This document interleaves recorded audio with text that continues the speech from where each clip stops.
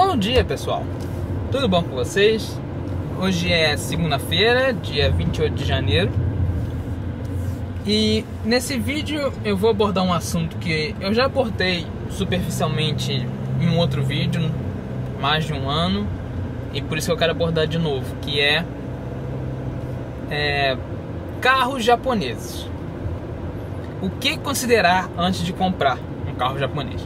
E quando eu falo carro japonês, eu falo carro japonês voltado para o mercado asiático.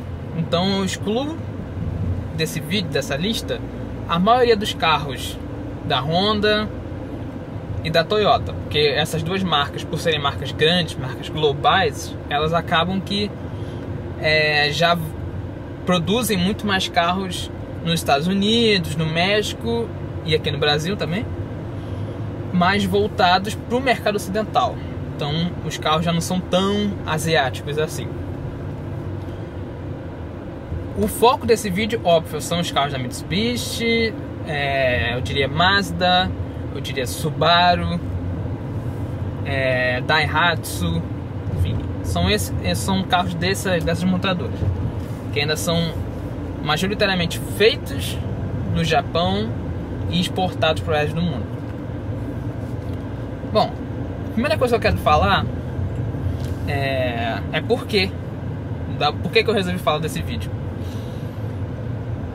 Eu assisti recentemente a várias avaliações do recém-lançado Eclipse Cross da Mitsubishi aqui no Brasil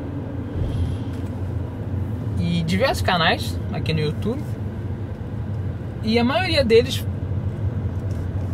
citava defeitos do carro, que na verdade não são defeitos, são características de modelos feitos no Japão voltados para o mercado asiático.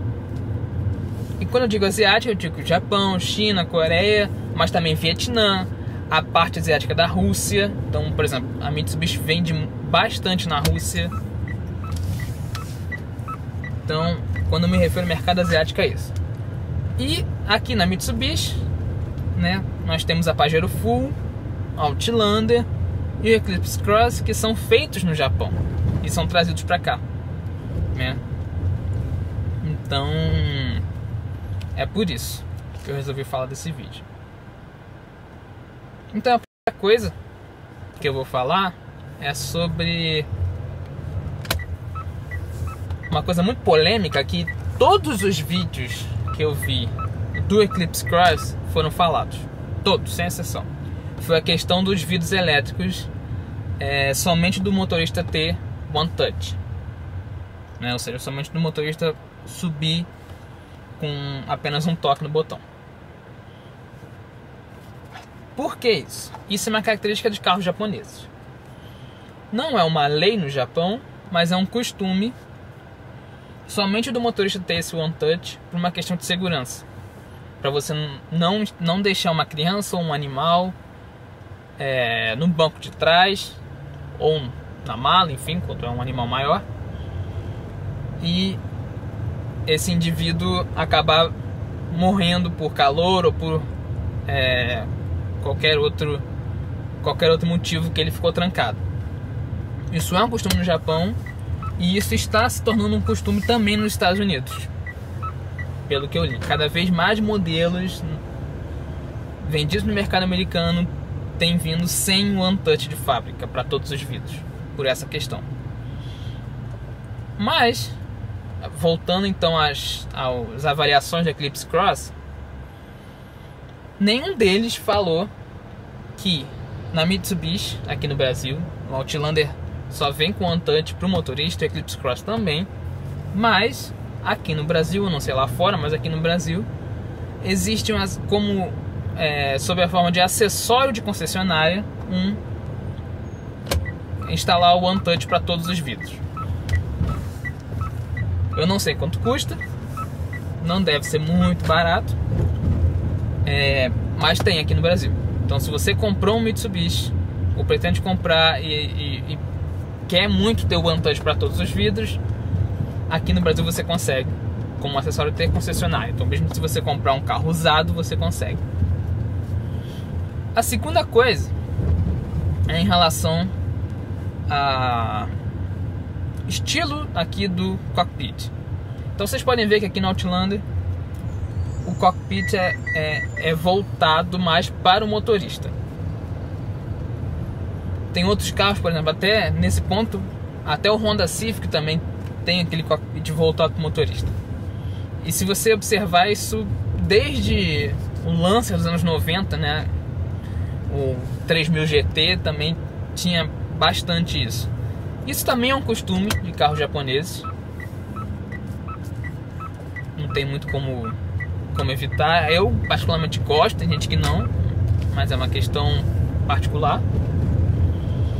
Da mesma forma, você consegue notar que um carro foi feito para o mercado japonês ou outros mercados que dirigem do lado contrário da via pelo local do bocal de abastecimento.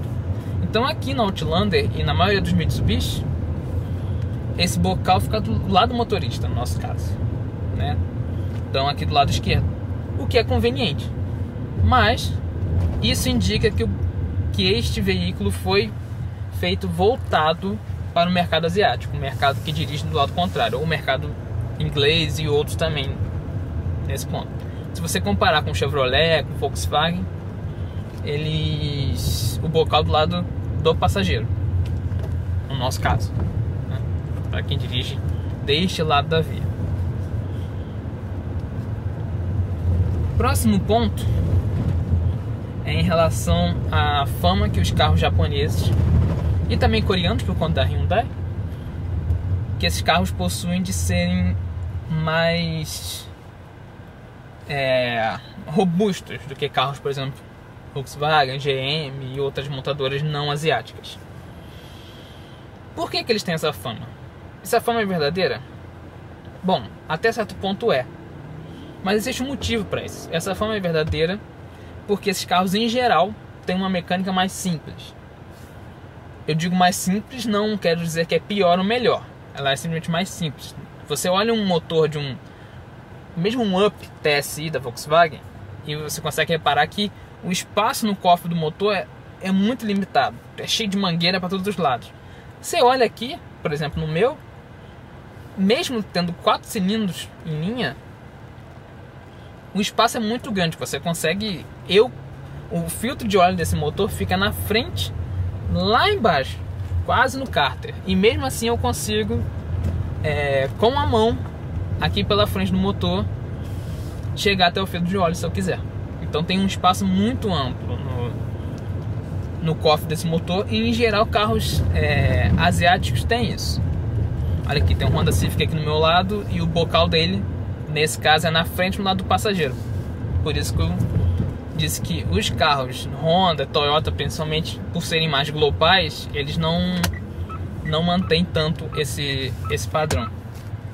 Um próximo ponto, que também todos os vídeos que eu vi do Eclipse Cross apontaram, foi na questão do design. Então essa frente nova da Mitsubishi, a assinatura da marca, ela é muito polêmica. Só que essa frente, existe um motivo para essa frente. Essa frente é feita para quando você passar por um ambiente alagado, a água não vir para o para-brisa, mas ser desviada para os lados. Esse é o motivo dessa frente. Então por isso que ela está sendo adotada em todos os veículos da Mitsubishi. Da mesma forma, em relação ao Eclipse Cross, a traseira dele também é uma traseira muito polêmica. Muita gente dizendo que ele é muito feio, que é raro à mão. Não é raro. Carros japoneses em geral, o design tem uma função grande no veículo, não apenas estética, né? Então no caso do Eclipse Cross, o fato dele ter aquele vidro bipartido esse vidro bipartido torna a visibilidade traseira muito maior do que na concorrência. Concorrência eu quero dizer Jeep Compass, Hyundai Creta, e outros aí. Um próximo ponto que algumas pessoas reclamam é o fato de um carro caro, por exemplo, como o Outlander, não vir com aviso de ponto cego nos espelhos retrovisores. Isso tem um motivo também, e o motivo é que no Japão,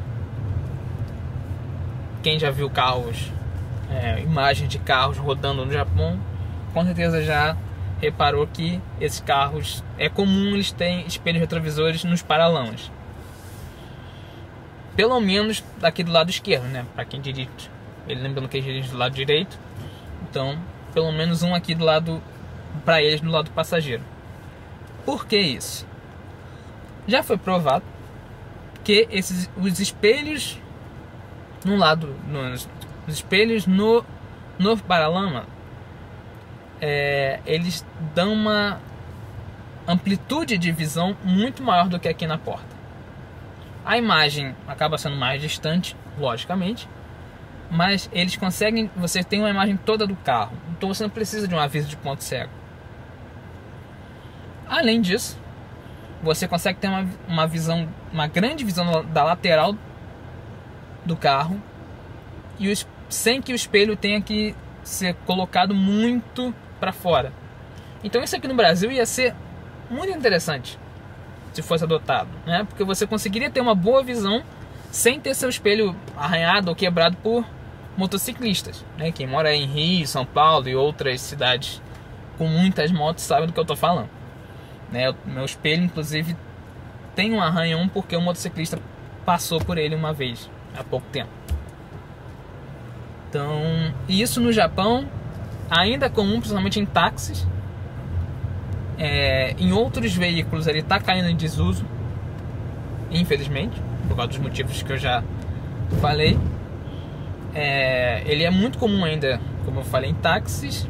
E no Outlander, até o modelo 2013, ele vinha com esse espelho no mercado asiático, japonês, vietnamita, no Camboja, Tailândia, Indonésia, ele vinha ainda. Inclusive, fazendo uma procura na internet, eu consegui achar esse espelho ainda para comprar. Então, ele ainda é muito utilizado.